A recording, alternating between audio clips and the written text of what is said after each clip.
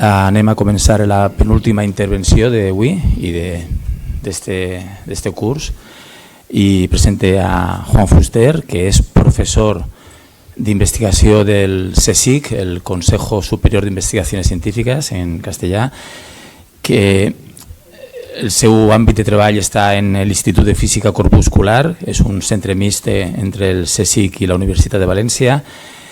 Juan Fuster va completar el seu doctorat en el sincrotró alemany d'electrons i des d'ahí es va traslladar al CERN, que és el Santa Santorum de la física de partícules a nivell mundial. I en el CERN va treballar en el que és l'antecessor de lo que és el gran dispositiu, per dir-ho d'alguna manera, el Large Hadron Collider, que és un anell immens sota terra, on van les partícules elementals viatjant fins que xoquen i produeixen subproductes que són interessants d'analitzar, per dir-ho d'una forma molt quotidiana. En el CERN i en la seva activitat és on ha desenvolupat la seva tasca i és un expert reconegut internacionalment pels seus treballs sobre mesures de precisió del model estàndard. Què és el model estàndard?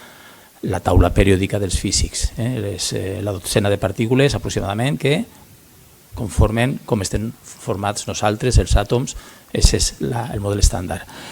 I a més de ser reconegut per aquestes mesures de precisió en el model estàndard, també pels seus mètodes innovadors en l'anàlisi de dades i en els detectors nous de partícules elementals.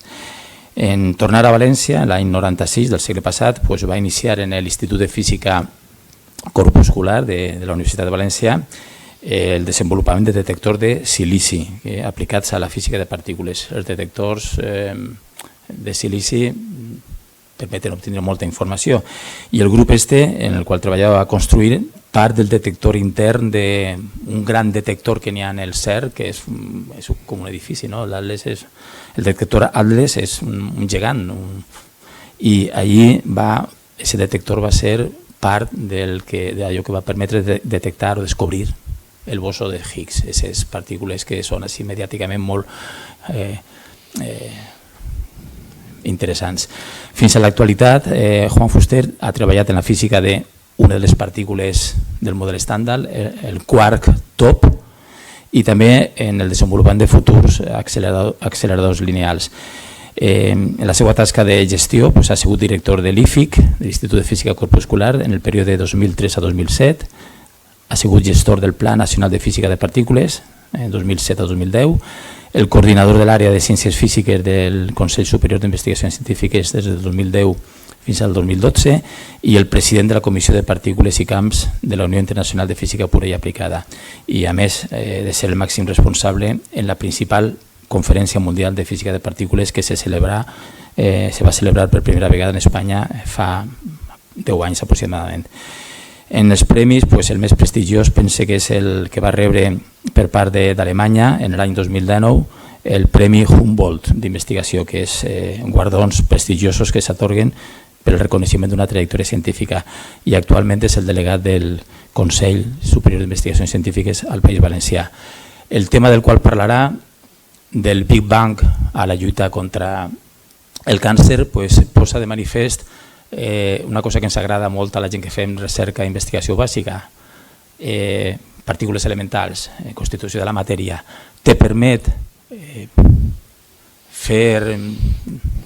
pensar en d'on venim, el Big Bang, l'origen del cosmos, i també te permet atacar un problema molt humà, el problema del càncer. Com intentar eliminar tumors a base de llançar-li partícules i si te'l carregues bé, procurant no carregar-te l'entorn. És com si en la platja, en l'arena, tens un forat, però un forat no, tens un tros d'una pedra que molesta i a base de llançar-li pedretes, vols destrossar aquesta pedra que molesta sense afectar l'entorn. Així que tens la paraula i gràcies per vindre.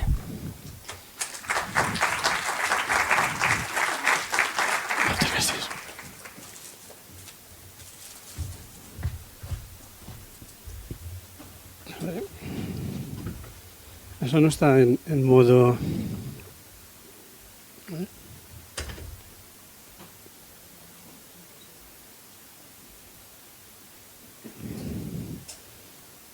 que és el... Bueno, pues, moltes gràcies per la introducció i bueno, pues, com ha dit el professor, vaig a intentar fer un viatge i intentar pues, començar per el principi i acabar pues, parlant sobre el que serien pues, les aplicacions de les coses que fem. No? A veure, molt bé. Lo primer, bueno, vaig a continuar en castellà si no vos sap mal. Igual en sent més tranquil. Bueno, lo primero que quiero, por supuesto, pues es agradecer la invitación a la Universidad de Valencia y sobre todo pues, a los organizadores de este ciclo que realmente creo que es súper atractivo y es capaz de integrar a personas de distintos campos, todos ellos de un gran renombre y reconocido prestigio, ¿no? Bueno, para empezar, Margarita ha terminado con unas recomendaciones. Yo voy a empezar un poco por esas reflexiones, ¿no? O sea, mi charla va a ser en ese sentido. Quisiera poner también pues, el valor de la ciencia y para ello pues, he elegido una situación que ocurrió en Estados Unidos en 1967, en plena Guerra Fría. Muy bien, entonces estaba intentando, había una propuesta que era la de construir un nuevo laboratorio, un acelerador grande que se llamaba Fermilab, lugar en el que después se descubrió precisamente el quark top. Y entonces en estas apelaciones y discusiones que tuvieron allí en el Senado de Estados Unidos, un tal senador Pastor le preguntaba al que en ese momento era el director de la propuesta, el doctor Wilson, le decía, dice, bueno, pero todo lo que ustedes están proponiendo, ¿para qué va a servir para la defensa de Estados Unidos en el momento en el que estamos, en plena Guerra Fría, con la Unión Soviética, etcétera, ¿no? Y entonces el profesor le contestó, ¿no? Dice, bueno, pues yo lo que creo es que es, desde el punto de vista a largo plazo, pues es un lugar donde se van a desarrollar nuevas tecnologías, pues también pues tiene una relación, pues para qué queremos el arte, la pintura, la poesía, pues en ese sentido también interviene. Y sobre todo, es que si construimos un laboratorio como este, seguramente Estados Unidos será un país al que vale la pena defender.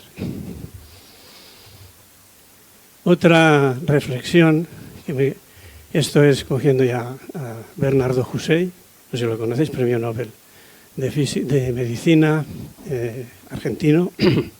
Entonces, una de sus frases famosas es: no hay ciencia aplicada si no existe ciencia que aplicar. Es decir, hay momentos en los que tener una cierta tecnología, desarrollarla, lleva a hacer esa tecnología pues, un poquito más óptima, un poquito más eficaz, pero no a darnos un nuevo salto de tecnología. Entonces, ¿de dónde viene ese salto de tecnología? Tiene que venir de investigaciones más profundas, más fundamentales, que en ese momento puedan hacer realmente un gran salto, ¿no? Es decir, si tuviéramos velas y nosotros vamos fabricando cada vez velas pues, más longevas, más óptimas y tal, nunca tendríamos una bombilla. Eso ha tenido que ser un desarrollo que ha tenido que empezar por fundamentos mucho más de principios más conceptuales, ¿no? Y no tendríamos entonces ni bombillas, ni mucho menos LEDs. O por ejemplo del vapor, es decir, por mucho que refináramos las máquinas de vapor, pues nunca tendríamos ahora un tren de alta velocidad. Muy bien, ya dicho esto, pues empiezo ya con la charla. Entonces, física de partículas, del quark al cosmos, ¿cuál es el propósito, la visión y métodos del campo, ¿no? Es decir, igual ya con esta transparencia ya podría terminar, pero bueno. Entonces, ¿cuál es nuestra ambición? O sea, nosotros lo que queremos es entender la naturaleza, la estructura fundamental de la energía, la materia, el espacio y el tiempo. ¿Queremos aplicar este conocimiento? Pues ¿para qué? Para entender el origen, la evolución y el destino del universo. Y además, para ello, desarrollar instrumentos que nos permiten observar la naturaleza en las escalas requeridas y posteriormente explorar sus aplicaciones más inmediatas para la sociedad. Y ahora tendremos un compañero del viaje que os presento, es un tal Averroes, no sé si lo conocéis, fue un filósofo, matemático, astrónomo, que vivió en la Córdoba del siglo XII, una Córdoba que en esos momentos pues era quizás uno de los focos de cultura del mundo. Desgraciadamente duró poco, pero que después precisamente entraron ahí pues otros tipos de ideologías, pero era una ciudad donde había además mucha integración de distintas culturas, ¿no? Entonces una de sus frases que ha quedado para la posteridad es: en la naturaleza nada hay superfluo. Dicho esto, empiezo. Entonces, continuamos con nuestros cometidos y por eso he introducido a Averroes, porque lo que nosotros nos hacemos siempre son preguntas. Preguntas e intentamos responderlas, y sobre todo hay una esencial que empieza el por qué, ¿no? Como yo ahora tengo una nieta y siempre me está pidiendo ¿por qué esto, por qué aquello? Pues nosotros somos ahora como los niños pequeños. ¿Por qué? Entonces, ¿qué son las preguntas que nos hacemos? Pues, ¿cómo empezó el universo? ¿Cuál es su destino? ¿De qué está hecho? ¿Cuáles son las leyes fundamentales? ¿Por qué existimos? ¿Y de dónde venimos? En esta charla quizás, evidentemente no voy a atacar todos estos puntos, me voy a concentrar sobre todo en estas, ¿no? ¿De qué está hecho? ¿Cuáles son las leyes fundamentales? ¿Por qué existimos? Entonces, pues hace algo así como 13.800 millones de años hubo una explosión.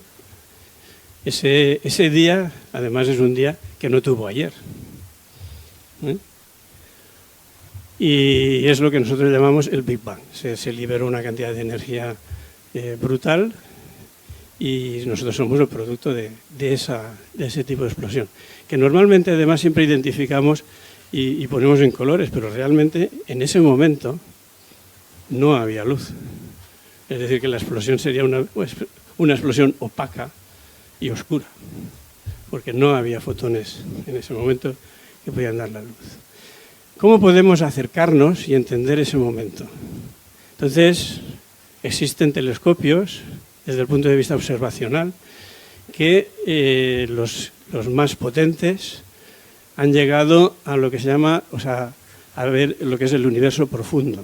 El universo profundo nos lleva hasta lo que sería los 13.100 millones de años, es decir, cerca del Big Bang, pero aún muy lejos, muy lejos. De hecho, como podéis ver en esta foto del Webb Space Telescope, el universo ya tenía la forma que tiene ahora. Es decir, ya estaban, como dice, todas las cartas dadas, ¿no? Pues esto es lo máximo que se puede llegar a nivel observacional. Bueno, no del todo, no del todo. Existe otra imagen que nos lleva un poquito más cerca. Es la imagen del telescopio Planck, que nos da justo en el momento en que el universo se hizo transparente, es decir, que empezó a haber fotones. Y esto nos lleva a 300.000 años después del Big Bang. Ya muy, muy, muy cerca. Pero sigue siendo muy lejos. Y muy lejos además para comprender lo que ocurrió en ese momento. Entonces, ¿qué podemos hacer? Entonces, en física de partículas, lo que tenemos son unos instrumentos que se llaman aceleradores.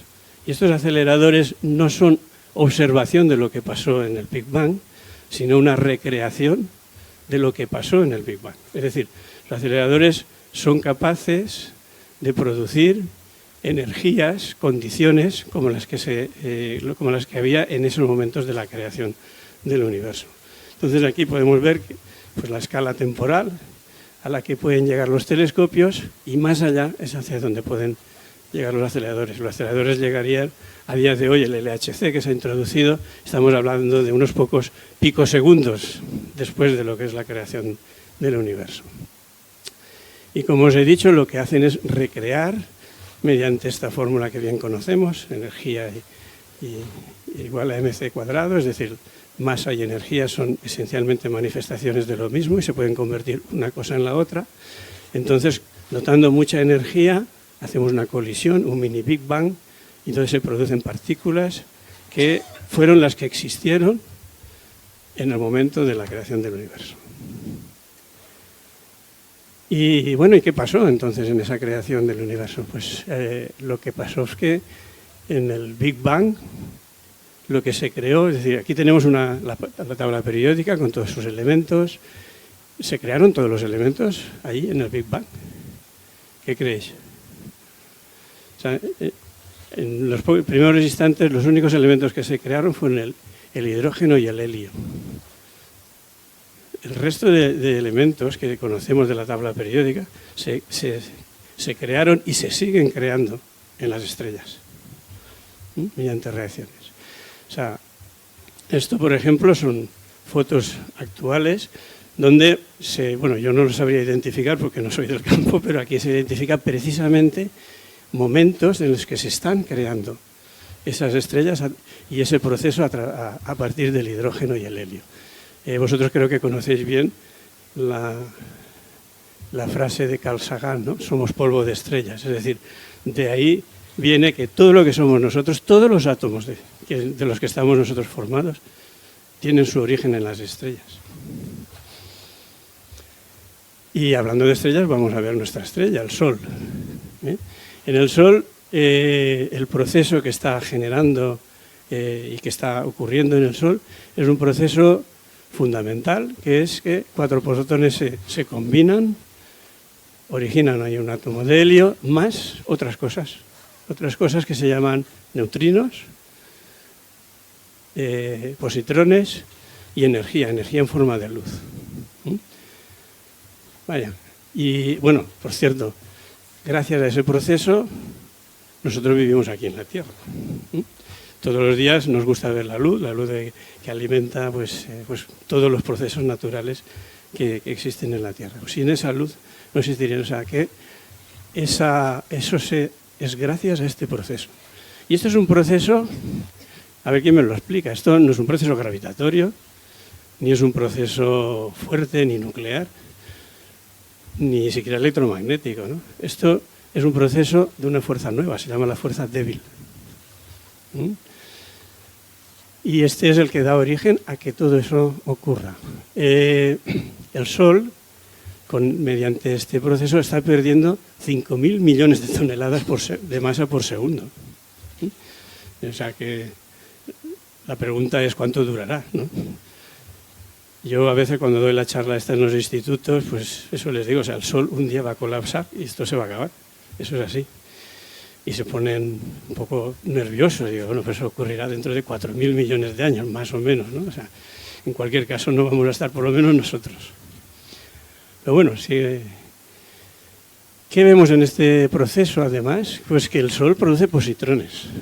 ¿Y qué son los positrones? Positrones no son materia, son antimateria. El Sol además produce neutrinos, una partícula rarísima. O sea, en estos momentos nos están atravesando millones de neutrinos. Nosotros no nos damos cuenta. Es más, atraviesan la Tierra continuamente. Pero a nosotros como personas aquí ahora. Entonces, estos neutrinos además, precisamente porque interaccionan poco, si somos capaces de reconstruirlos y de detectarlos, nos van a dar información de cómo es el Sol por dentro. Con lo cual, eso es una también de los aspectos y de las, digamos, de las líneas de investigación en física de partículas, ver ese tipo de neutrinos, ¿no? Porque nos dan esa información que ni siquiera la luz nos puede dar. Y como os he dicho, esta reacción se produce merced a lo que se llama la fuerza débil. Y ahí hay un punto también muy interesante. O sea, el valor que tiene la fuerza débil es muy importante, no es un valor aleatorio. Si fuera mucho mayor, el universo sería inestable, se estaría desintegrando continuamente. Si fuera menor, estos procesos nunca ocurrirían. Bueno, pues este tipo de interacción es lo que se estudia en los aceleradores. Y este, por ejemplo, pues el experimento en el que empecé yo a trabajar, que fue el LEP, pues fue el experimento que quizás descubrió ese tipo de integración que después acabó generando lo que se llama hoy el modelo estándar.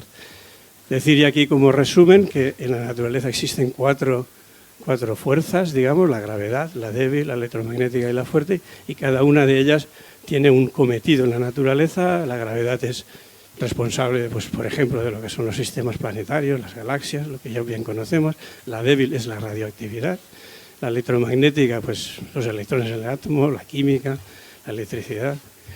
Y la fuerte es la que mantiene el núcleo unido, ¿no? Yo muchas veces pregunto a la gente, ¿cuál es la carga de los protones? Positiva, ¿no? Entonces, si la carga es positiva, el núcleo, ¿qué pasa? ¿Se atrae o se repele? ¿No? Y hay unas fuerzas,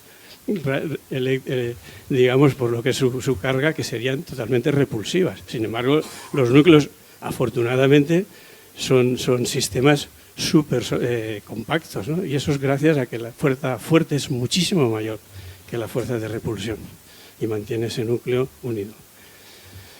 Bueno, pues como también se ha mencionado, en 2012 se descubrió una partícula que era vital para, digamos,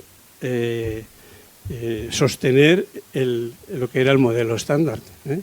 Entonces se llamaba el Higgs. El Higgs es el responsable de que las propiedades de estas partículas sean las que sean y además de dotar de masa a esas partículas, ¿no? Eso se descubrió en 2012 en el LHC, en el CERN. Y bueno, y aquí tenéis ahí algunas fotos. Aquí veis pues esta gente joven que se pusieron ahí unas camisetas, I found a new particle. Y delante dice, pero yo no cobré nada por eso. Bueno, y ya tenemos nuestro modelo estándar. Nuestro modelo estándar, que es la tabla periódica, bueno, la tabla es más que la tabla periódica, es la tabla periódica más todas las interacciones que tienen entre esos elementos, realmente se sostiene sobre 3 pilares. Los 3 pilares son las partículas, la tabla periódica, las interacciones y realmente lo que es las simetrías, ¿no? Y donde el Higgs es realmente la partícula responsable de lo que se llama electroweak symmetry breaking y es la que da las masas a esas partículas. Las simetrías es un concepto, yo creo que es uno de los grandes conceptos intelectuales del siglo XX, por lo menos a nivel científico, y es la base de revolucionó realmente lo que es la física de partículas del siglo XX. A partir de aproximaciones, o sea, no aproximaciones, de valores conceptuales de simetrías, podemos deducir propiedades generales de las partículas y de las interacciones. Las partículas del modelo estándar, bueno, pues hay 3 familias, de leptones y de quarks, ¿vale? De esas 3 familias, en cada una de ellos, hay unas que son estables y otras que son inestables. Las que son, solo hay una familia que son estables, que en el caso de los leptones es el electrón y digamos su antielectrón, y el neutrino electrónico, y entre los quarks, pues los quarks que se llama arriba y abajo, ¿no? Down y up. El resto son réplicas de esa familia que tienen exactamente las mismas propiedades, pero tienen distinta masa. Y son inestables. Entonces, ¿cómo podemos reproducirlas o cómo sabemos que existen? Pues existen a través de experimentos que detectamos mediante rayos cósmicos porque tienen mucha energía, o bien las producimos en los laboratorios. Y queda por saber, porque la naturaleza, algo que ahora no existe, eligió en un momento hacerlo, ¿no? ¿Cuál ha sido su papel y su rol? Aquí tenéis la escala de lo que son las masas de las partículas, como veis. El espectro de masas de todas esas partículas es enorme. O sea, cubre algo así como 14 órdenes de magnitud entre ellas. Y a todas ellas les llamamos partículas elementales y más aún tienen que tener los valores que deben de tener, porque si no, ya como yo veréis en algún ejemplo posterior, nuestro universo y nuestro mundo no sería el que es. Entonces aquí ya empieza a aparecer nuestro invitado, ¿no? Averroes, que con su, digamos, pensamiento y por qué ocurre esto, ¿no? Tened en cuenta que un quark, el top, ¿perdón? ¿Mejor ahora? Es que no puedo más. Mi circunferencia es la que es. ¿Hola? La pila. Ah, la pila. Vamos a probar la pila de electromagnetismo. Eso.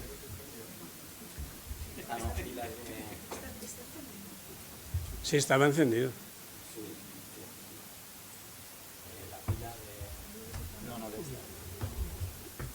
Ahí va.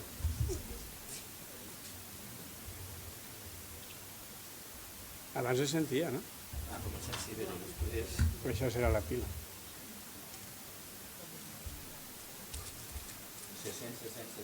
No.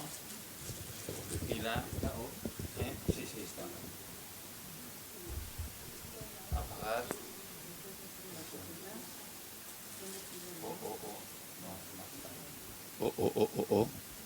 No se sent.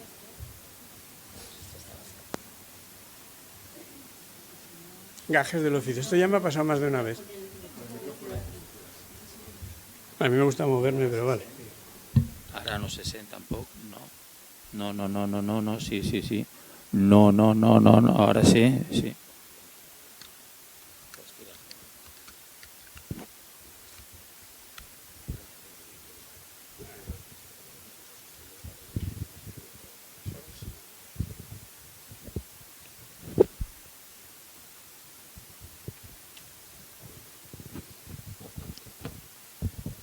Hola, es sent?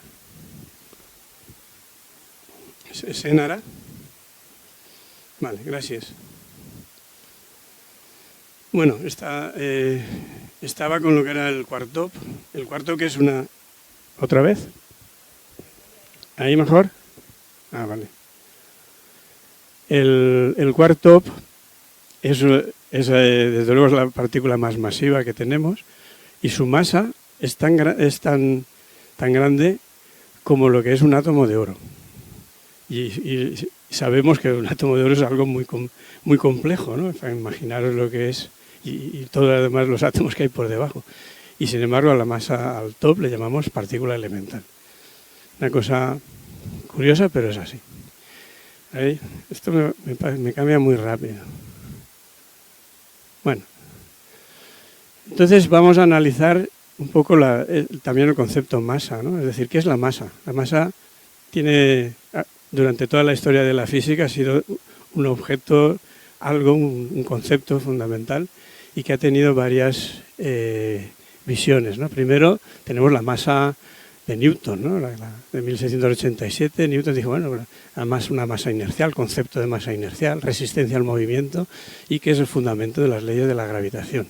Eso es nuestra idea y de lo que estudiamos además cuando vamos a bachiller de lo que es la masa. Ya digamos a principios del siglo pasado, en 1905, Einstein introdujo una equivalencia y un concepto diferente a la masa. Es decir, la masa no es algo digamos, inerte, sino que además es algo que tiene su equivalencia en energía. Es decir, masa y energía son esencialmente manifestaciones de lo mismo. Energía la puede convertir en masa y la masa la puede convertir en energía. Oh, esto ya se va complicando.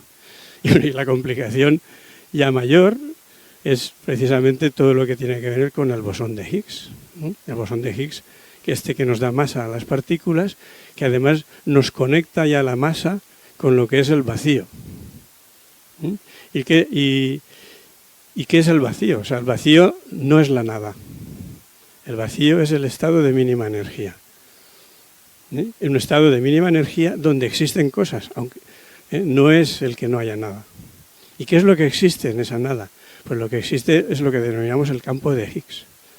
Y ese campo de Higgs, que inunda todo lo que es el universo, ¿vale? Las partículas, cuando lo atraviesan, digamos como si friccionaran con él, adquieren masa. Entonces, dependiendo de lo mucho que interaccionen con ese campo, su masa es mayor, es menor o es nula, ¿vale? Entonces, este es nuestro concepto ahora de lo que es el campo de Higgs. Es más, si empezamos a analizar los valores que tienen esas masas, una vez más, ¿vale? Con los valores que tienen, entonces nos encontramos en que ese vacío en el que tenemos nos puede dar idea de que si nuestro universo es estable, metastable o inestable. ¿Y qué es lo que nos hemos encontrado al hacer las mediciones y con la precisión que tenemos? No sé si se puede ver este plot de aquí. Bueno, vemos que estamos, los puntos medidos nos indican que estamos viviendo en un universo que es metastable. Y metastable, ¿qué quiere decir que sea metastable, ¿no? O sea, si es inestable, pues nos estaríamos desintegrados. Si fuera estable es lo que creemos que está. Y otro es la situación de metastabilidad, ¿no? Entonces, ¿por qué tienen esos valores? ¿Cómo podemos entender el concepto de metastabilidad?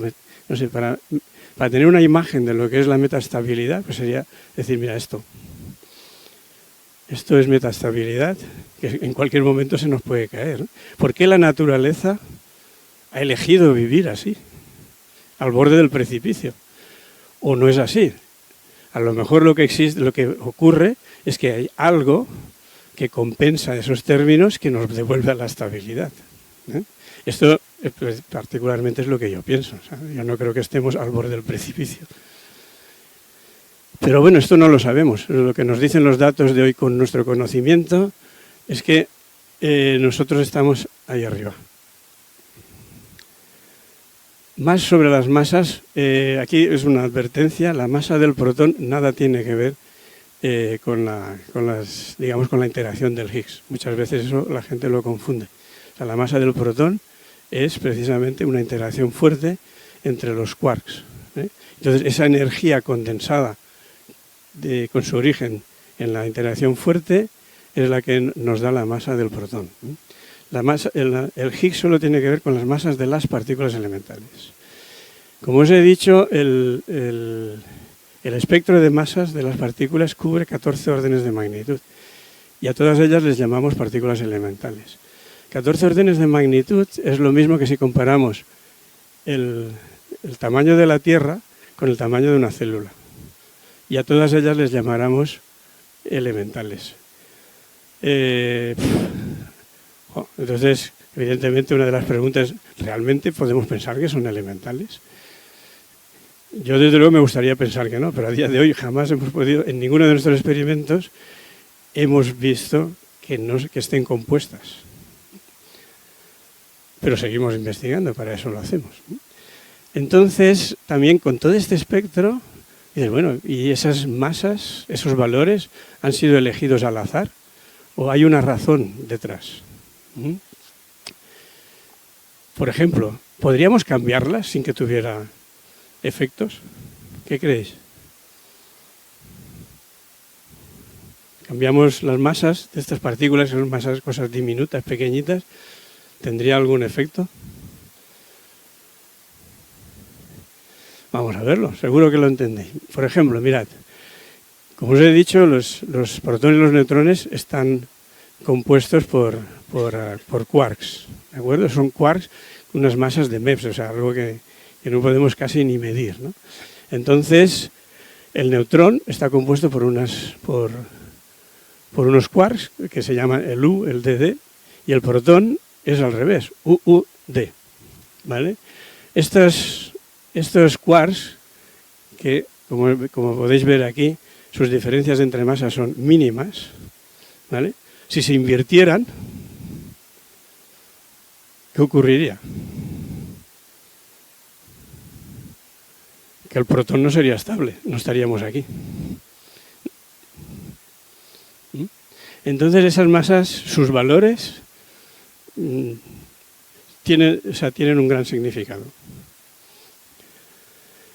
Después el electrón. El electrón tiene una masa la tiene igual a cero o casi cero, ¿vale? Pero afortunadamente no es cero, porque si fuera cero no sería captada por los átomos y no podría, o sea, por los núcleos y no podría formar átomos. Con lo cual, ¿por qué el electrón y los quarks tienen exactamente la masa que tienen? Eso no lo sabemos. En cualquier caso, eso se lo debemos al Higgs, ¿eh? Entonces, ¿podemos a lo mejor imaginar un universo con valores de las masas muy distintos? Pues seguramente sí. ¿Por qué no? Pero nosotros no existiríamos en ese universo, ¿eh? O sea que, en fin, digamos que gracias al Higgs estamos aquí. Y bueno, imagino que pensaréis lo mismo que yo, que lo pequeño pues es hermoso. Ups. más materia. Materia-antimateria. Materia-antimateria, en nuestros experimentos hasta ahora, siempre hemos visto que se produce 1 a 1, es decir, de un estado neutro. Si creamos materia o antimateria, se crea tanta materia como antimateria y al revés, se aniquila 1 a 1. Sin embargo, pensad que en el universo hay materia. Si el Big Bang era un estado neutro, ¿por qué hay materia y no hay antimateria? Entonces, ¿cómo se puede explicar esto? A ver, ¿habéis visto Ángeles y Demonios? La película. ¿No la habéis visto? Bueno, la película trata de un grupo terrorista que roba, o sea, que además está infiltrado en el CERN y producen, una antimateria que son capaces de tener dentro de un tarro, en fin, todo esto pues mantenido por campos electromagnéticos, de manera que en el momento en que suelten los campos electromagnéticos va a interaccionar con la materia y va a ser la explosión, va a ser la bomba más grande que pueda haber, ¿no? Entonces, bueno, eso es verdad, eso puede ser verdad, o sea, conceptualmente eso es verdad. Sin embargo, en esa película tiene un error tremendo para mí, ¿no? El error tremendo es que la antimateria, producir antimateria es lo más costoso que existe en el mundo. O sea, 1 miligramo nos costaría algo así como 62.500 millones de dólares, ¿vale? Y claro, cuesta pensar que a la directora del CERN se le haya escapado del presupuesto el poder hacer una sustancia tan cara, ¿no? De manera escondida. Bueno, pues volviendo a lo que es el balance de materia-antimateria, para que en el universo tengamos ahora el balance que hay de materia, que no hay antimateria, lo que debe de haber ocurrido es precisamente un desequilibrio entre un proceso que ha originado más materia que antimateria en una, digamos, en un valor 1 entre 1000 millones. Pero nosotros, a día de hoy, no somos capaces, o sea, nuestro modelo estándar no nos da una explicación para ese desbalance. Lo estamos buscando procesos que lo puedan explicar, pero no hemos dado con ellos. Quizás estas dos familias que hemos dicho que eran inestables y que ahora no existen, tuvieron un papel relevante en ese momento. O bien el Higgs, ¿vale?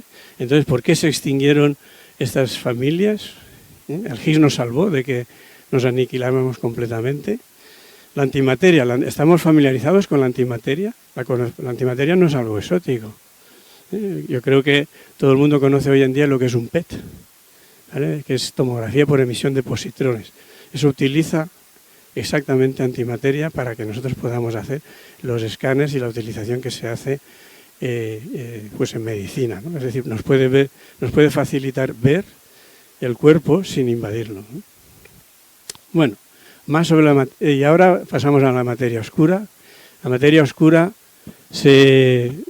digamos que se indicó, hubo indicios en 1930 y eso fue mediante estudios de lo que era el movimiento orbital de las galaxias, es decir, las velocidades que tenían las galaxias no se correspondían con la masa de las galaxias que se observaban. O sea, las velocidades tenía que haber un término, algo adicional, que hiciera que hubiera más masa para las velocidades que se observaban. Esto quizás se puede ver aquí. O sea, esta gráfica es lo que se esperaría con lo que se observaba, pero esto con la materia observada, pero esto es la velocidad con la que se medía, ¿no? Es decir, había algo adicional. Y ese algo adicional es lo que se ha llamado materia oscura, ¿no? Y puede que sea fantasma, o sea, puede parecer que sea algo fantasmagórico, pero digamos que los gases nobles se descubrieron así, precisamente. Los gases nobles, los descubridores, ¿no? El Ramsay y Rayleigh, estaban estudiando el aire, estaban haciendo la composición del aire, y claro, no lograban, o sea, al estudiar esa composición del aire y hacían la identificación de los elementos mediante reacciones químicas, lo que ellos identificaban, después lo comparaban con el aire y les faltaba algo. O sea, lo pesaban, lo equilibraba y realmente ahí en el aire había una sustancia que no sabían lo que era inerte químicamente, pero que estaba ahí. Así es como se descubrió el gas noble. Y bueno, y la materia oscura, bueno, pues también se puede ver en el universo, ya no solo por esa falta de algo que no vemos y por eso no emite radiación, sino también a través de observar un efecto que se llaman lentes gravitacionales. No sé si eso lo habéis oído, ¿vale? A ver si aquí, si aquí lo veis, aquí veis como una especie de aros, ¿verdad? Estos aros realmente no son distintas estrellas, es la misma estrella. Y lo que ocurre es que esta es la luz que nos envían estas estrellas, pasa por algo muy masivo que desvía los rayos de luz. Entonces, cuando nosotros estamos aquí en la Tierra y reconstruimos esos rayos de luz hacia donde ven, no ven un punto, sino ven, digamos, una corona. ¿De acuerdo? Y eso se observa. La materia oscura. Otro efecto de la materia oscura, ¿os acordáis esto que os había mostrado, ¿no? de cuando el universo ha sido transparente y tenía ya una estructura, digamos, de masas y tal? Bueno, pues las simulaciones que existen a día de hoy es que sin materia oscura esa estructura no estaría. Y esa estructura es la que después originó todas las galaxias que existen ahora. Entonces, gracias a la materia oscura, esa estructura se desarrolló. Entonces, tengo un amigo que dice que vale, pues el Big Bang puede ser nuestro padre, pero la materia oscura es nuestra madre. No voy a hablar de la energía oscura, pero esencialmente deciros que lo que realmente conocemos de nuestro universo es solo un 5%. O sea, el resto, que es un 95%, aún está por descubrir, aún está por realmente entender lo que es. Como decía Margarita, pues para quedarnos más tranquilos. Y ahora, bueno, voy a pasar a lo que es la fase. La física es al final no solo teoría, es también una ciencia experimental, ¿no? Y entonces, aquí quiero referirme a Freeman Dyson, que lo que nos dijo, y en lo que estoy muy de acuerdo, pues que a menudo las nuevas direcciones en ciencia se inician más por el uso de nuevas herramientas que por nuevos desarrollos conceptuales. O sea, el efecto de una revolución inducida por un nuevo concepto consiste en explicar efectos conocidos de manera distinta. El efecto de una revolución inducida por el uso de una nueva tecnología consiste en descubrir nuevos efectos que hay que explicar. O sea que cuanto más herramientas tengamos más avanzadas, mejor, porque eso nos permite realmente investigar en tierra incógnita, donde no ha habido nadie. ¿Y cuáles son nuestros instrumentos en física de partículas? Son detectores y aceleradores. Detectores no voy a hablar, pero aceleradores sí. ¿Y cuál es el valor añadido de la ciencia básica? Pues ahí yo lo he resumido esencialmente en 3 puntos, ¿no? En muchos casos hay que desarrollar nueva tecnología para llegar a observar lo que queremos observar, y eso no existe en el mercado. Entonces ahí es, por ejemplo, donde entra de lleno esta frase conceptual de Freeman Dyson. En otras, lo que ocurre es que al hacer los experimentos que hacemos, ponemos ciertas tecnologías que pueden existir, pero en condiciones extremas.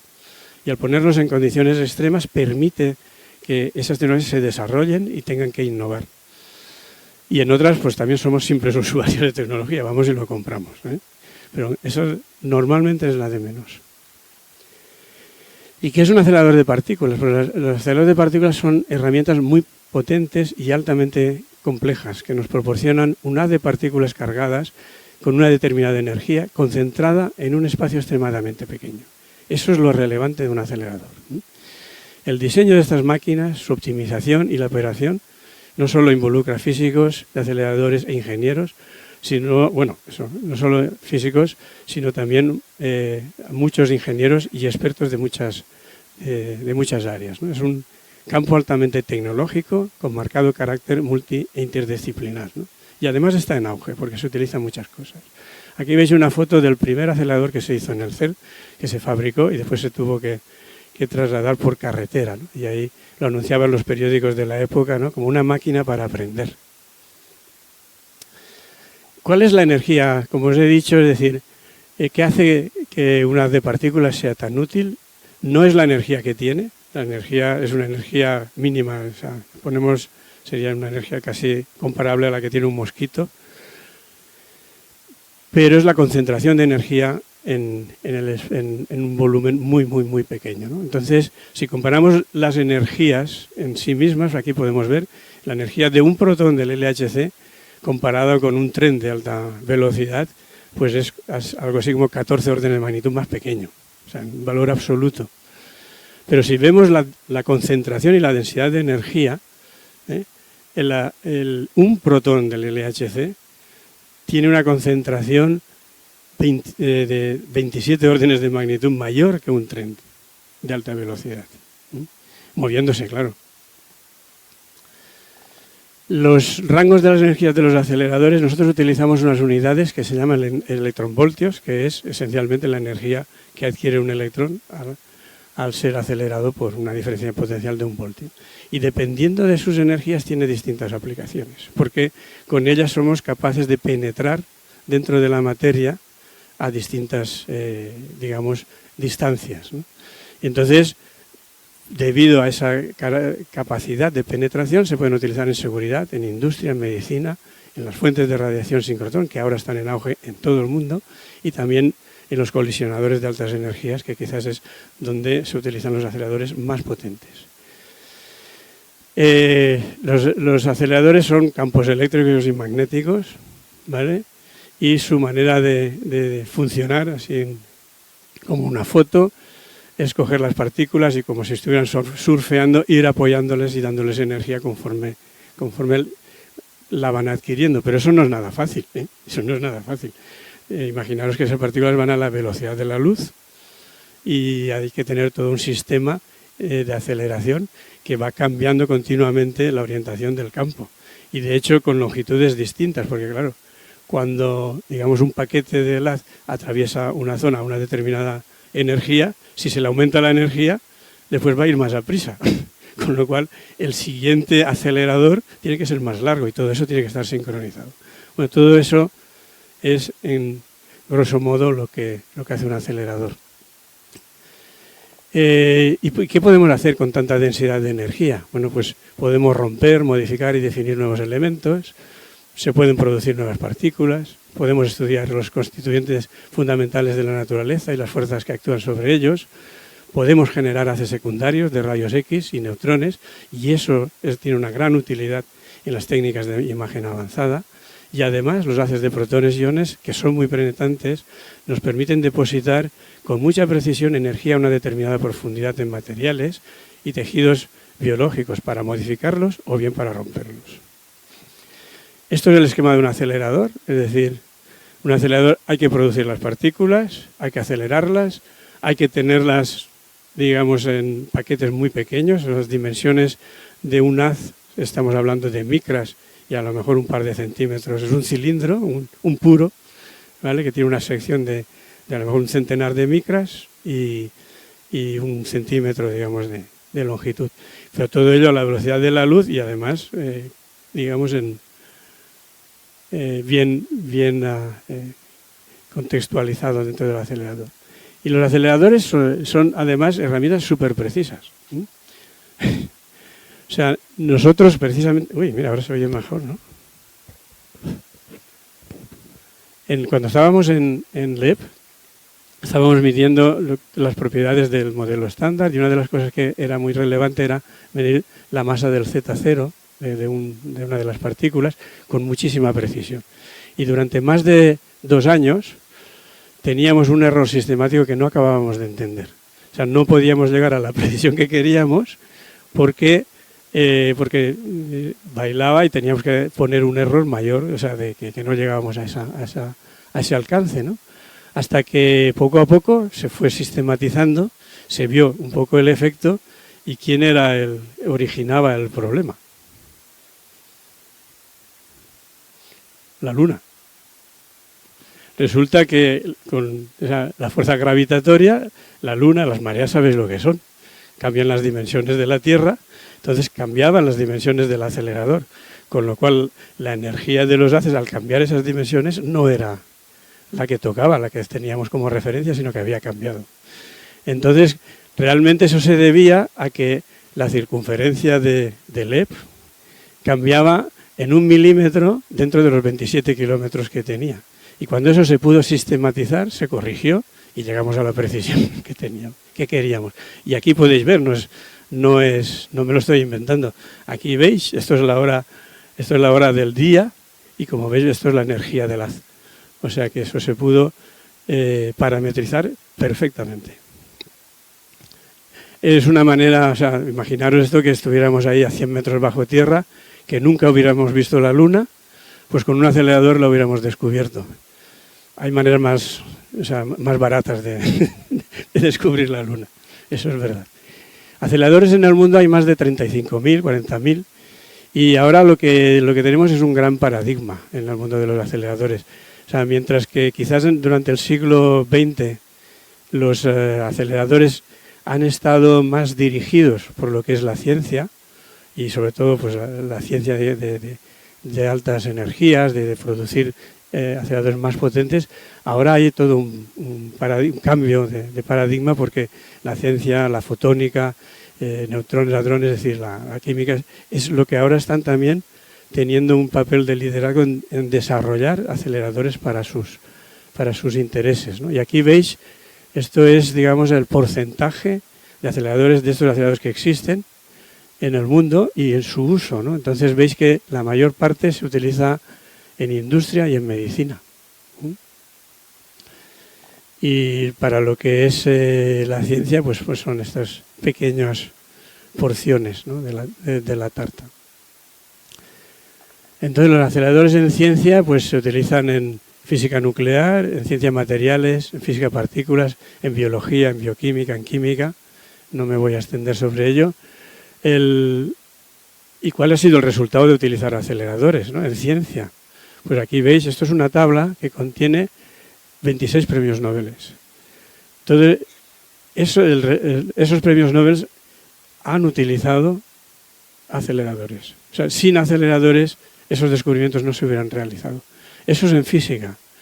Y esto en química, seguro que no es exhaustiva esta lista, pero en química también hay por lo menos 10 y en medicina también.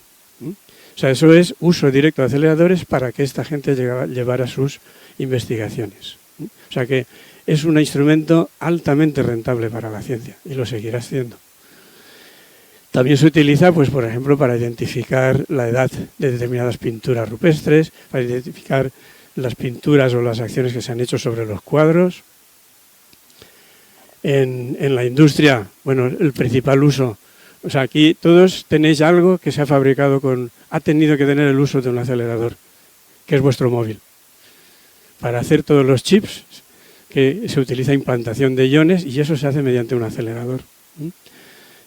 Pues también funde metales, soldaduras, mecanizado, cambios de color de las joyas, en seguridad, en saber ver un poco, digamos, en las fronteras, procesamiento de materiales, hacer los materiales más resistentes, y para la esterilización de la comida, es decir, en algunos lugares, creo que en Estados Unidos, se irradia y en fin, no hace falta ponerla en la nevera.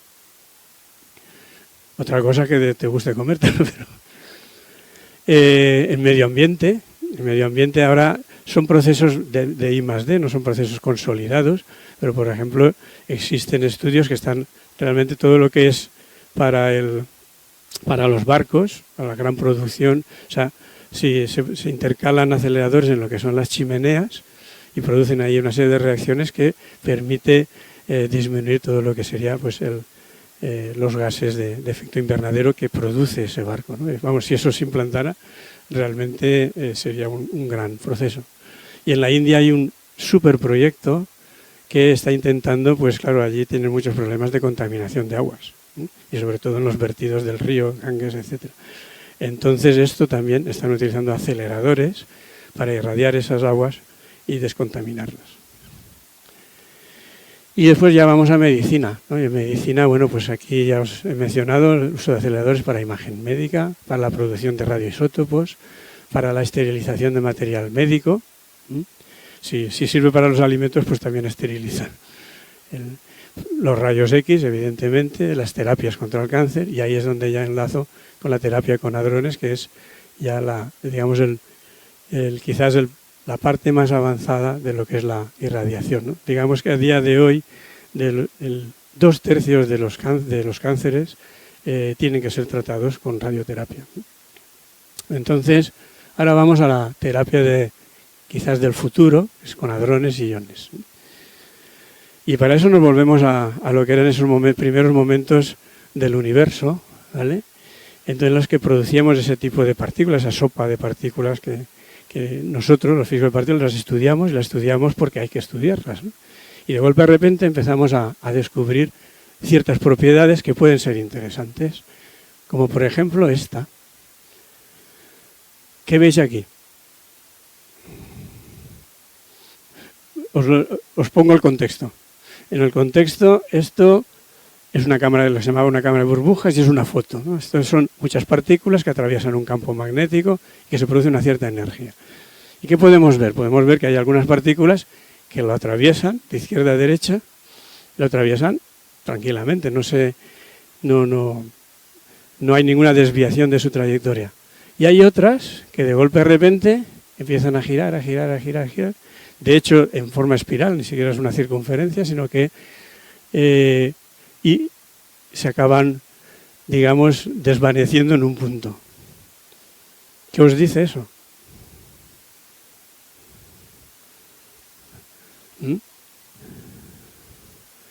O sea, esto lo que indica es que hay partículas que atraviesan el medio, todas las partículas de interacción en el medio, pero estas interaccionan muy poquito, ¿verdad?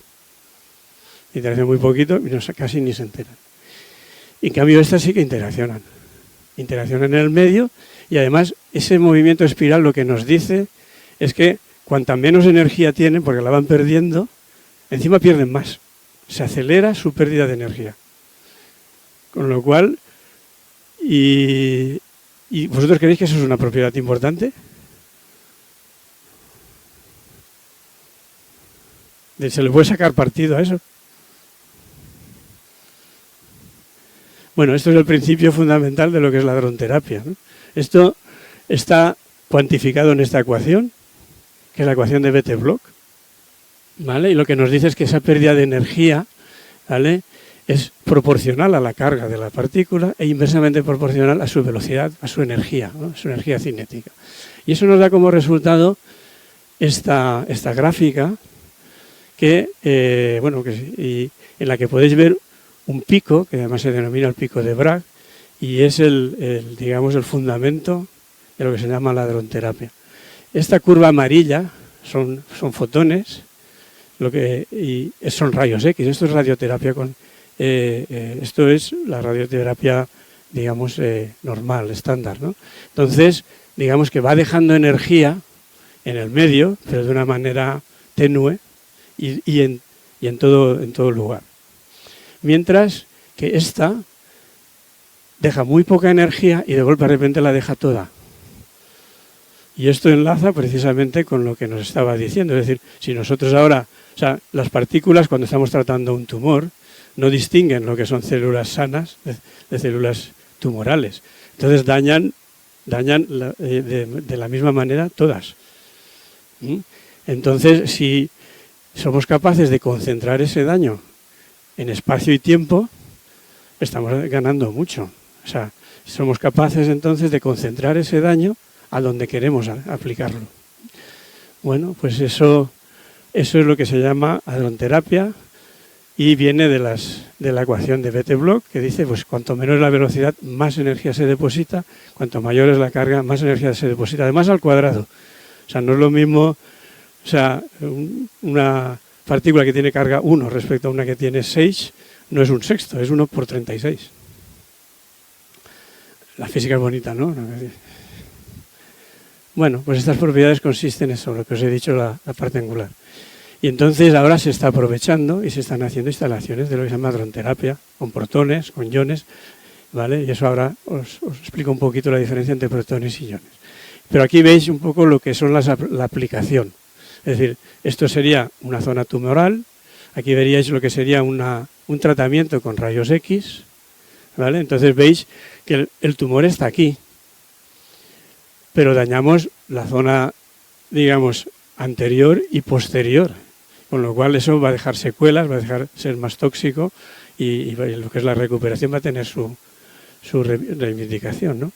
Mientras que con este tipo de irradiación se concentra sobre lo que es la parte que nos interesa.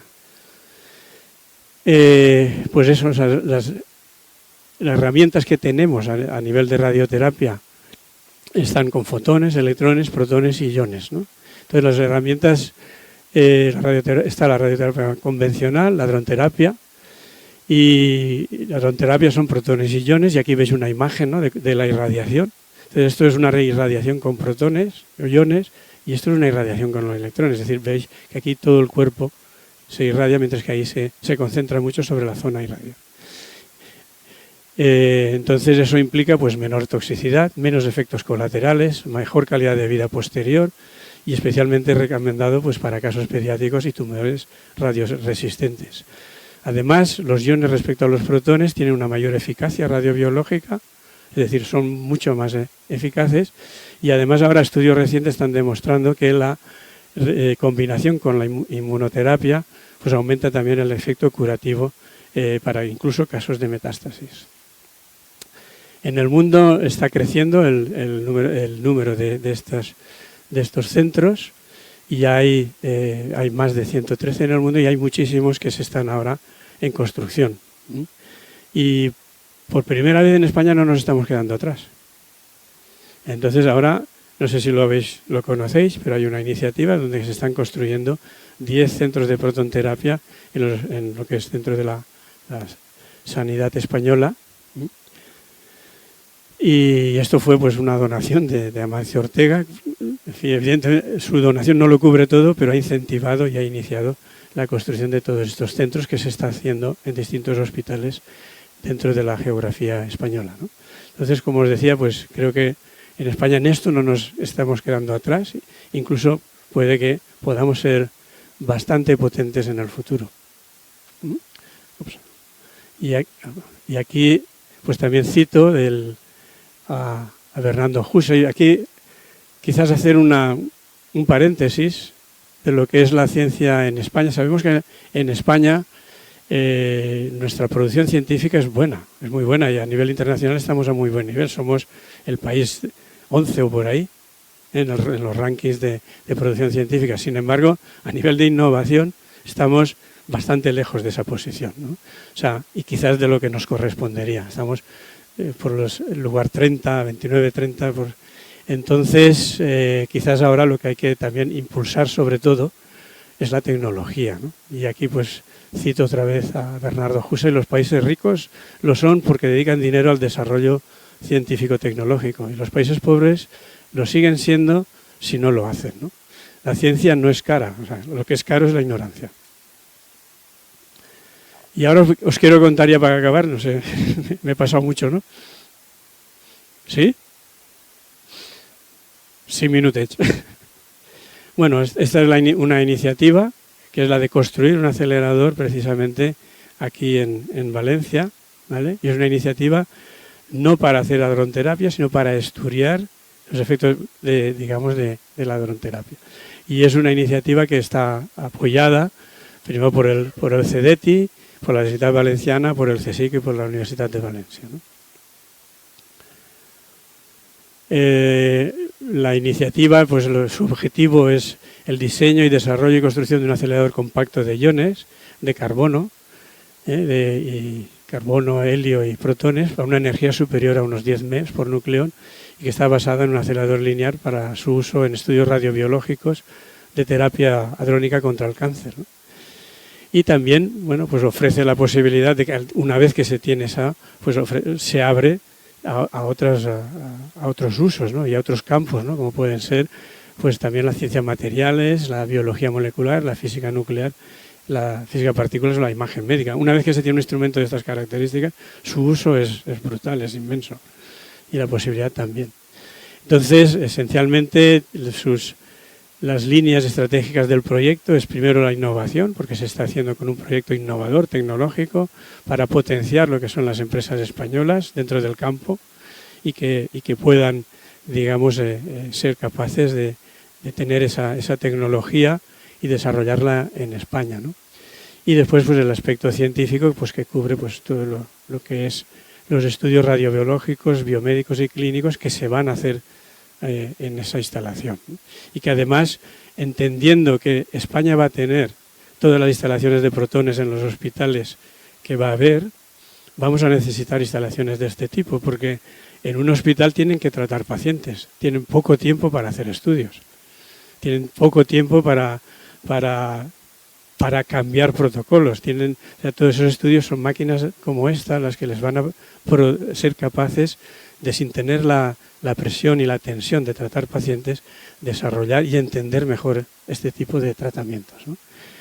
Estos son aspectos técnicos, igual no os dicen nada, o bueno, estos son los aspectos técnicos de los resultados. La escala tampoco, es decir que ya estamos un poco en todo lo que es el proceso de construir el edificio. No es algo que estemos hablando. Esto lo pongo para que veáis que no es algo que va a ser, está siendo. Y esto es un poco los distintos procesos por los que está pasando dentro de lo que es la construcción de la máquina. Aquello del edificio, esto es la máquina, ¿no? Incluso ya pues estamos pensando en las posibles mejoras que podamos introducir una vez esté en operación. Y esto es lo que será. Esto es un plano de lo que será este edificio. También deciros que habrá una zona que será un hub para la industria, para ser utilizado por la industria. Y bueno, pues esto es otra imagen. Bueno, yo creo que en ciencia hay que plantearse grandes retos. Después ya veremos si lo conseguimos, pero yo creo que a nosotros la sociedad precisamente nos paga para que arriesguemos. Un empresario tiene que cuidar que a final de mes pague a sus empleados. O sea, su riesgo tiene que ser bastante cometido, ¿no? Mientras que nosotros como científicos, afortunadamente la sociedad nos da un sueldo que no corre riesgo de que a final de mes lo perdamos. Entonces tenemos que utilizarlo, lo tenemos que utilizar para arriesgar y para poder hacer esos cambios que estaba diciendo al principio de cambiar de tecnología. Pues conseguiremos lo que lo consigamos, pero lo tenemos que intentar. Y ya está, y con eso acabo.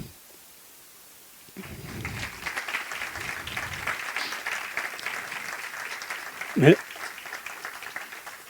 hecho una pequeña trampa. Tengo un vídeo. ¿Lo queréis ver? Justos de temps. Son 3 minutos. Vinga, endavant. A ver. Després sapigueu que a les 12 parem per a prendre... Així que les preguntes penseu-les, curtes, directes i... Comentar el vídeo també, si vols. The core mission of CERN is fundamental research. In the pursuit of its ambitious scientific goals, the laboratory drives innovation, develops cutting-edge technologies, and promotes knowledge exchange, with a broader impact on society than you may expect. Take accelerators. The Large Hadron Collider pushes protons to close to the speed of light. Protons of much lower energies can kill tumor cells. This is called hadron therapy. In 2000, a study at CERN resulted in an optimized and innovative accelerator design for hadron therapy. This study has led to the establishment of 2 clinical centers in Europe that use both protons and carbon ions for cancer therapy. CERN is investigating how to adapt one of its smaller accelerators to provide beams of various particles for medical studies. Ultra-high vacuum technology, developed for CERN accelerators, is at the heart of a new generation of highly efficient thermal solar panels. In 2012, Geneva International Airport opted for these panels to cover a surface of 1,200 square meters on the roof of its main terminal building. Protons colliding in the LHC generate hundreds of new particles. These are tracked and identified by complex detectors the size of buildings. Detectors and electronics initially conceived for LHC experiments are being adapted to monitor the radiation exposure of astronauts and to help doctors improve scans for breast cancer. Detector technologies developed at CERN are also providing cutting-edge tools for X-ray diffraction, a technique with numerous applications in industrial and scientific laboratories for the development of new materials, for the optimization of production processes, for drug discovery, or forensic analyses.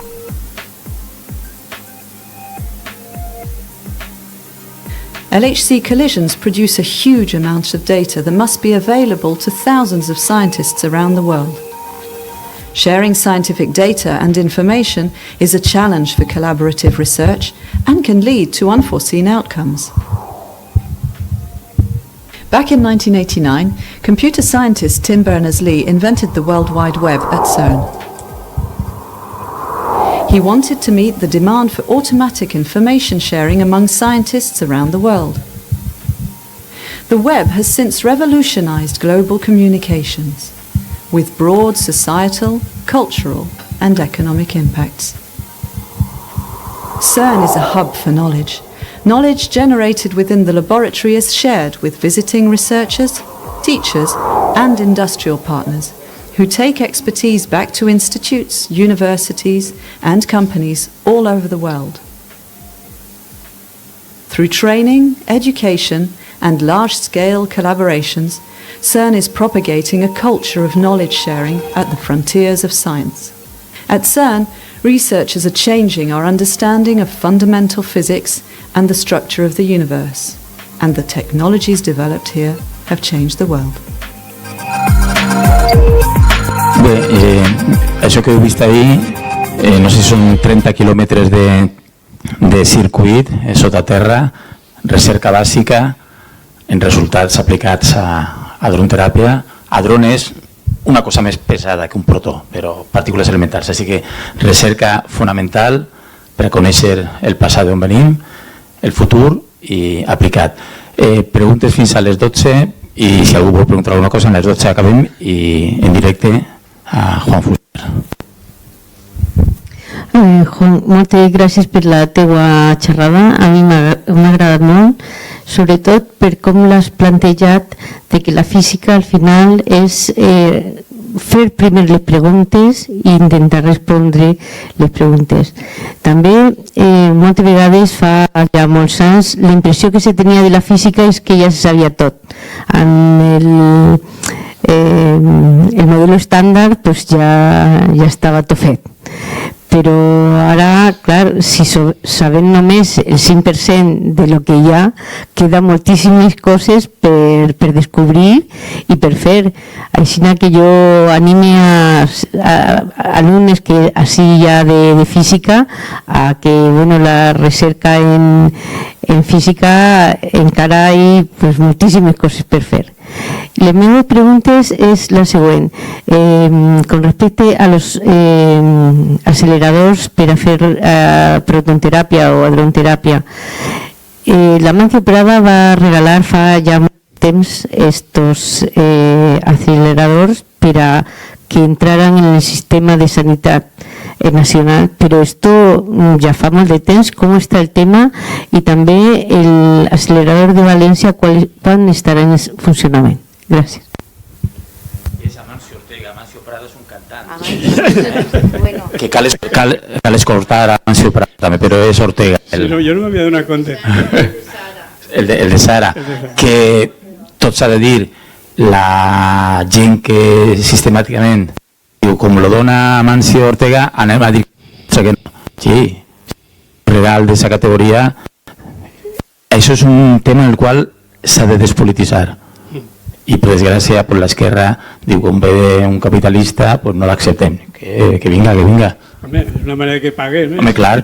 Així que, bueno, me calle. Bueno, jo dins de lo que és el procés de la implementació en els hospitals no estic al corrent directament, no? El que sí sé és que tots els edificis, o sigui, n'hi ha una...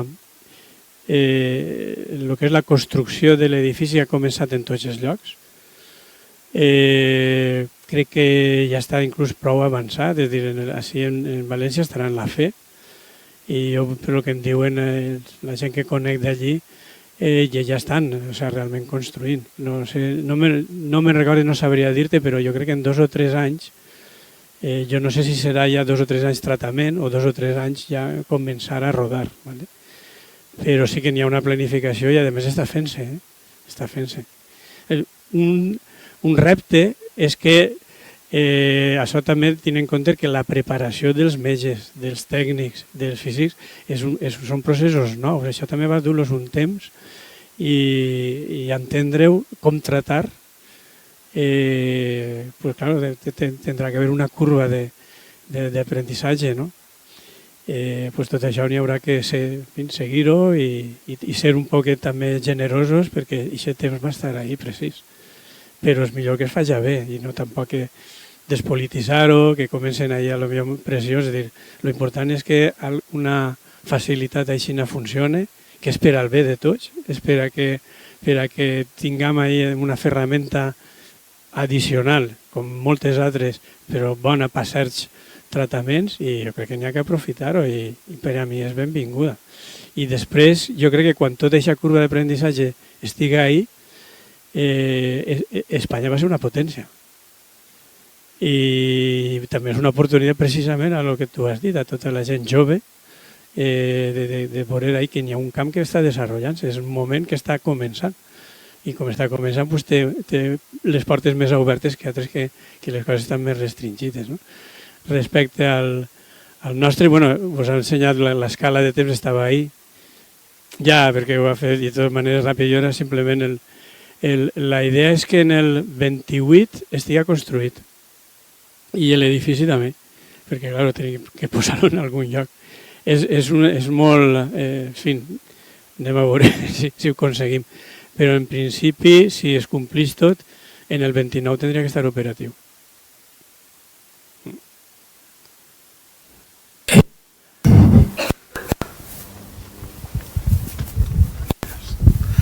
Hola, encantado de la conferencia, me gusta muchísimo. Es una pregunta un poco de la calle. Desde los griegos el átomo, en principio átomos quería decir que no se podía partir, luego hemos empezado a entrar dentro de ese átomo, hemos descubierto los neutrones, los protones, los quarks. ¿Tenemos absoluta seguridad de que los quarks ya son indivisibles? Bueno, la absoluta seguridad, quizás también, como decía Margarita, yo creo que también, precisamente lo que os he dicho, os he intentado decir es dónde está la frontera de lo que nosotros conocemos. ¿Vale? La frontera de lo que nosotros conocemos es que con nuestros datos los quarks son indivisibles. O sea, como tú has adivinado, es decir, la idea de que los quarks sean compuestos, de hecho en la charla os lo he dicho, ¿cómo podemos imaginar un quark ahí, que vamos, que es la Tierra comparado con una célula, es tan elemental como la célula? Algo tiene que haber de estructura, ¿no? Claro. Nosotros con nuestras herramientas, con nuestro conocimiento, no hemos conseguido demostrar que estos quarks estén compuestos. Te aseguro que es una de las líneas abiertas de muchos investigadores en física de partículas el poder ver, digamos, líneas, trazos, observaciones que pudieran indicar que por ahí van los tiros, pero tenemos que decir lo que nosotros sabemos, y lo que sabemos es que son indivisibles. Gracias. Una pregunta. Hola, muchas gracias por la conferencia, ha sido muy interesante. Estoy aquí. Y creía que estabas en streaming. No, quería, o sea, si no he entendido mal, la protonterapia es un tipo de hadronterapia, pero quería saber si hay más tipos de hadronterapia y si se están desarrollando de igual modo en el mundo y en España, ya que estamos. Bueno, la hadronterapia es genérica. O sea, lo que se está desarrollando son distintos iones. O sea, la hadronterapia, como el profesor ha dicho, hadrón es todo, ¿vale? Lo que está compuesto de quarks. Entonces, un protón es un hadrón, un ion es un hadrón, y es un nombre genérico. O sea, lo que sí son distintos y son específicos son los iones. El protón, pues es el protón, y se trabaja pues aquí con carbono 6, ¿vale? Son iones y helio 2, es decir, partículas alfa. Estas son las más utilizadas, ¿vale? Cuanto más masivo este efecto de dejar energía, como podéis deducir, es mucho mayor, con lo cual lo que se intenta es trabajar con iones, primero que puedas trabajar, que no es fácil, ¿eh? Tienes que producirlos. O sea, ten en cuenta que a los iones de carbono hay que arrancarles los electrones, hay que cargarlos, ¿eh? Y arrancar eso no es nada trivial. Entonces se tienen que producir. Una vez que se lo has arrancado, además los tienes que almacenar, eso no es algo que puedas tocar. ¿Cómo los almacenas y los vas juntando, no? Entonces no con todos los iones puedes trabajar, ni te permiten, digamos, hacer ese tipo de actuaciones. Entonces los que más se están utilizando son carbono 6, carbono 4 también, ¿vale? Nosotros lo que trabajaremos es con carbono 6, y lo que os he dicho, es decir, como eso va con el cuadrado de la carga, pues 36 respecto a 16, pues es un factor importante, ¿no? Y con helio también. Además, cada una de esas propiedades, de esas partículas, tiene propiedades muy interesantes, ¿no? Que también hay que investigar. O sea, uno de los problemas también de investigación a veces es saber dónde está ese pico de Bragg. Ese pico, tampoco os creáis que hay que identificar dónde está, ¿no? Entonces ahora se están planteando incluso aceleradores que no solo tengan una especie de iones, sino que tengan varias, o sea, a la vez, ¿vale? Y si hay a la vez, pues unos harán el trabajo de cargarse las células y otros pueden hacer el trabajo de decirnos dónde está el haz. O sea, todo eso es un campo que está ahora realmente explotando en explosión y en expansión de la investigación. Otra cosa es, esto es una cosa que no os he dicho, pero que está ahí, es decir, ¿por qué no hay más máquinas? Estas facilidades son muy caras. Entonces, ¿cuál es lo que realmente tenemos que hacer y dónde está el reto de la innovación? Pues hacerlas más compactas, más baratas, para que digamos, democratizar su uso, ¿no? Para que podamos utilizarlo más gente. Si os habéis fijado en el mapa que os he puesto del mundo, todas estas máquinas están en el hemisferio norte. No hay bueno, creo que había una en el hemisferio sur. No, en Sudáfrica. Ah, sí, y sí, en Sudáfrica y en Argentina también. O sea y todas las demás están en el hemisferio norte. Entonces, pero bueno, yo creo que las máquinas de rayos X, por ejemplo, en los años 70 u 80, pues también estarían a un nivel muy por innovar, serían caras, había muy pocas. Entonces, creo que nuestro trabajo es desarrollarlo. O sea, y hay muchas líneas de investigación y de trabajo para desarrollar. L'última pregunta, breu, resposta. Lo siento. No, a les 12:30 continua, així que el temps que consumim ara, a les 12:30 hem d'estar així de nou. Endavant. Sí, muy brevemente,